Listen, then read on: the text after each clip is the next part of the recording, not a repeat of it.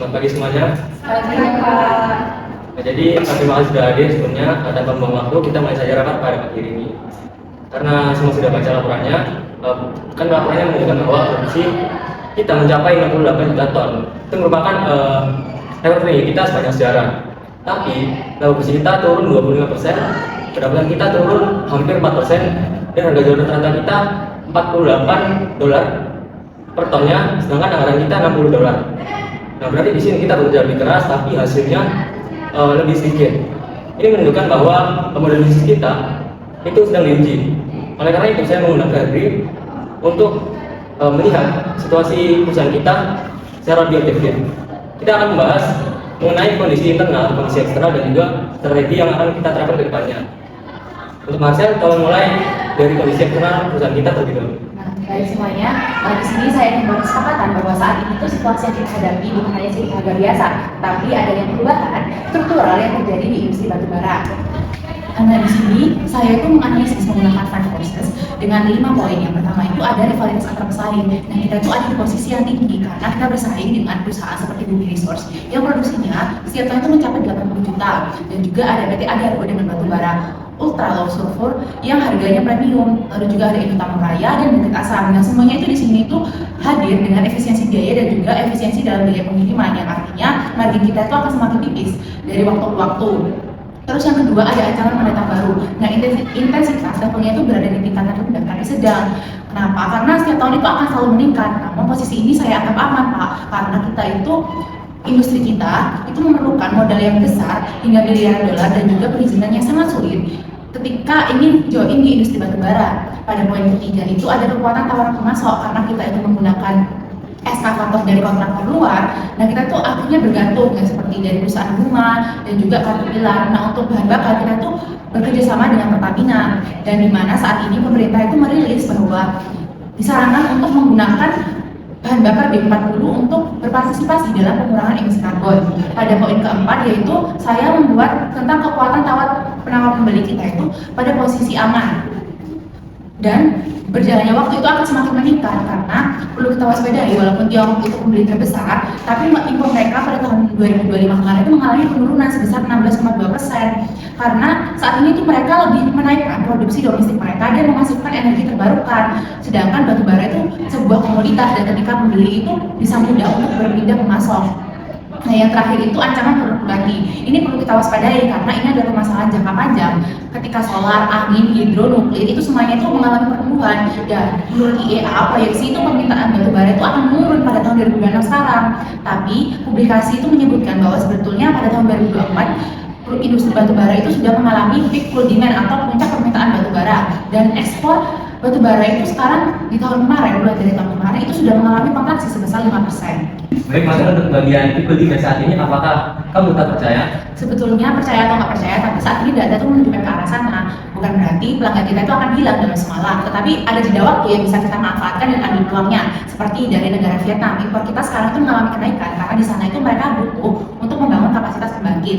Lalu yang kedua, setelah saya baca laporan, Filipina itu pada posisi kedua pasar terbesar kita karena mereka membutuhkan pasokan untuk permintaan listrik untuk pusat data dan juga AI di Asia yang mendorong konsumsi energi batubara. Dan yang terakhir itu kita sedang dalam proses pengembangan BCT fase 6A yang membuat kapasitas ekspor kita itu semakin besar, tetapi tidak menutupi adanya ancaman yang nyata seperti Tiongkok saat ini walaupun mereka menjadi pasar utama kita, tetapi tidak bisa diandalkan dikarenakan regulasi pemerintah saat ini juga membatasi produksi nasional yang kemarin itu mencapai 790 juta di tahun 2025, di tahun 2026 ini menurun hingga hanya mencapai 600 juta ton, yang artinya ada penurunan sekitar 190 juta ton.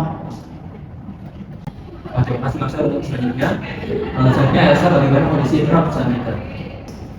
Baik, jadi sesuai dengan data yang sudah saya kirim, saya akan bicara jujur bahwa rapat ini tidak akan menjadi yang produktif kalau kita tidak mau melihat masalah diri kita sendiri. Jadi sebenarnya perusahaan kita memiliki kekuatan yang sangat besar. Kita memiliki infrastruktur yang sangat kuat seperti 66 km jalan yang sudah beraspal, kemudian ada ratusan truk double glider, lebih dari 100 ekskavator besar serta fasilitas lainnya. Jadi semua itu bukan mudah ditiru oleh pesaing dalam waktu bertahun-tahun. Nah, saat itu biaya produksi di perusahaan kita ini juga cukup tergolong sangat rendah dibandingkan dengan perusahaan lainnya.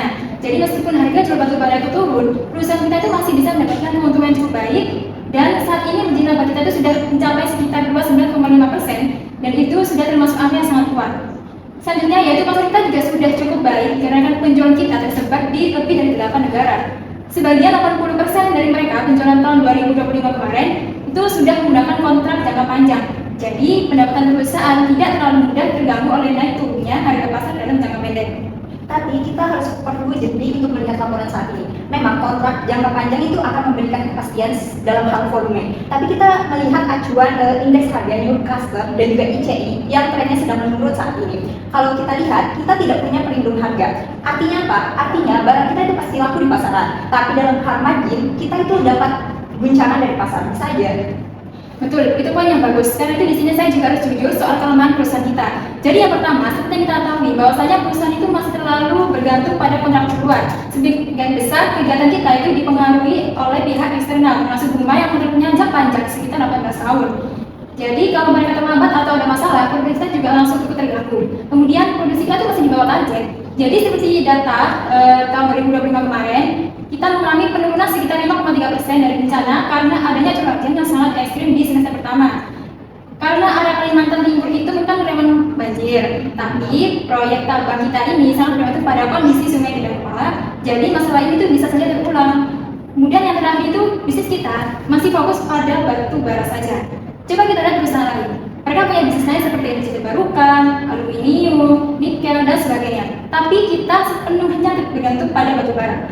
Jadi kalau harga batu bara turun, perusahaan kita tidak punya banyak sumber pendapatan cadangan. Berarti perusahaan kita bisa saja merosot. Baik, soal diversifikasi, saya tahu kita sudah sangat sering berkoordinasi. Tapi menurut kamu, apakah perusahaan kita saat ini itu terlambat untuk melakukan diversifikasi? Belum terlambat, Pak. Tapi kita bisa punya banyak waktu untuk menunda lagi. Seperti hilirisasi batu bara ke DNG atau metanol, misalnya pemerintah kan sudah dorong ke sana. Kita punya bahan baku, kita juga punya infrastruktur yang sudah dijelaskan tadi. Yang kurang itu hanyalah komitmen strategik untuk masuk ke sana. Itu lagi dari rapat ini, apakah kita cukup dengan mempertahankan yang ada atau kita perlu transformasi lebih berani? Nanti saya paparkan rekomendasi berdasarkan IMETRIX.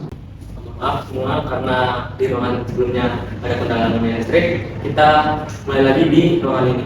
Baik, Pak.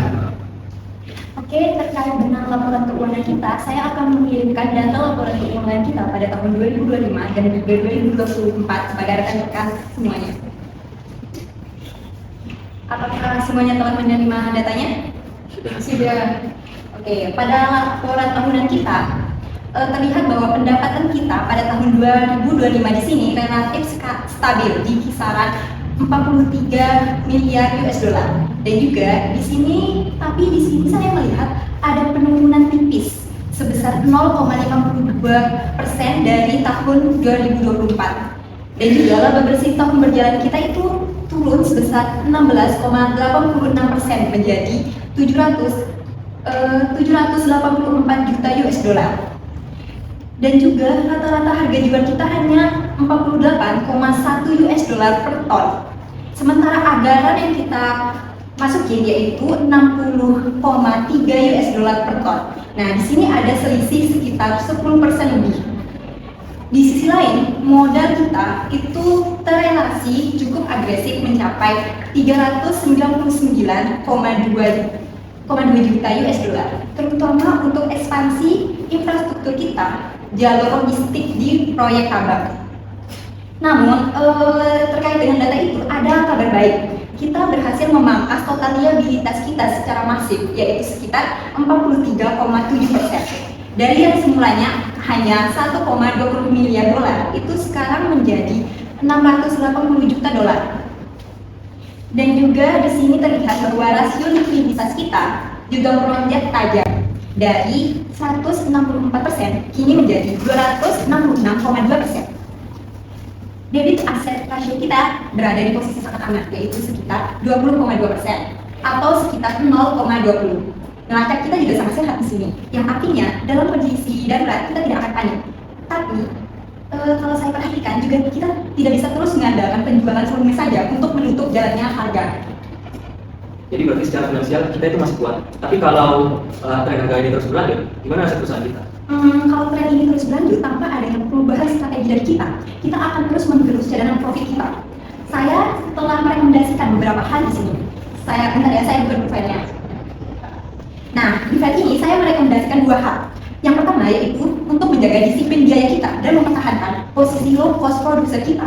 Kedua, kita mulai diversifikasi sumber pendapatan dari 2 tahun sampai ke 3 tahun. Kita tidak bisa menunggu selama 5 tahun. Oke, terima kasih semuanya. Berdasarkan analisis internal dan eksternal yang sudah dipaparkan, tim kami melakukan pembobotan menggunakan IE Matrix. Hasilnya, skor IFAS sebesar 2,85 masuk kategori rata-rata. Skor EFAS sebesar 2,69 juga rata-rata dengan koordinasi ini. PT Bayan Rekourse berada di sel 5 zona hold and maintain. Hold and maintain, itu bedanya seperti kita hanya bertahan, Pak Febri. Apakah itu cukup agresif? Hold and maintain di sini bukan berarti dia. Ini berarti dua hal yang konkret. Ada market penetration dan product development. Nah, saya setuju dengan pendapat tadi. Dan juga saya ingin menambahkan bahwa apapun strategi yang kita pilih nantinya, itu efisiensi biaya itu harus tetap menjadi fondasi kita. Jangan sampai di sini ekspansi dan diversifikasi itu dapat menggerus keuntungan low cash kita yang selama ini menjadi fondasi kita. Jadi kita sudah dengar dari semua sisi. Sekarang saya akan menentukan keputusannya. Tapi tadi sudah menyarankan untuk kita menggunakan strategi hold and maintain dengan dua fokus utama yaitu investasi pasar dan pengembangan produk. Apakah dari kalian ada yang keberatan? Saya tidak keberatan, Pak. Tapi saya minta satu nama yang jelas, yaitu program digitalisasi monitoring produksi.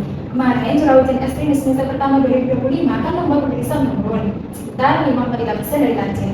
Kalau kita punya sistem pemantauan cuaca dan operasional yang lebih modern, perusahaan kita tuh bisa bergerak lebih cepat untuk mengantisipasi masalah. Baik, itu disetujui dimasukkan ke KPS 2026. Mohon izin Pak untuk menambahkan pada bagian keuangan kita. Nah, pada bagian keuangan kita, di posisi regulasi DHE itu mewajibkan 100% devisa hasil ekspor itu rugi minimal 12 bulan. Namun di sini tercatat bahwa hanya 50% yang baru dikoreksi ke rupiah. Nah, ini tuh dapat mempengaruhi kredibilitas kita dalam hal pengolahan kas perusahaan. Kita itu perlu adanya perubahan jadwal untuk pembayaran kontrak dengan mitra untuk mengantisipasi hal seperti ini.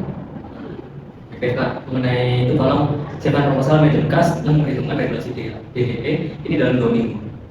Baik, Pak. Mohon izin Pak Christian, ada satu hal lagi soal pasar Tiongkok. Kita tidak bisa terus-menerus terlalu bergantung pada mereka sebagai pembeli utama karena permintaan itu sering berubah-ubah. Karena itu saya menyarankan kita itu bisa mulai lebih aktif mencari pasar lain seperti ada Bangladesh, kemudian ada India yang saat ini permintaan itu masih terus berkembang. Saya juga sudah menyiapkan draft strategi pemasaran untuk masuk ke pasar tersebut. Bagus ya, mengenai itu kamu bisa koordinasiin proposal itu dengan tim pemasaran. Menurut targetnya satu pelanggan dari Bangladesh atau India yang terverifikasi kontrak di kuartal 2 2026. Apakah ada lain yang krusial yang sebelum kita mengakhiri rapat pada hari ini? Dari sisi saya, ada satu catatan terakhir.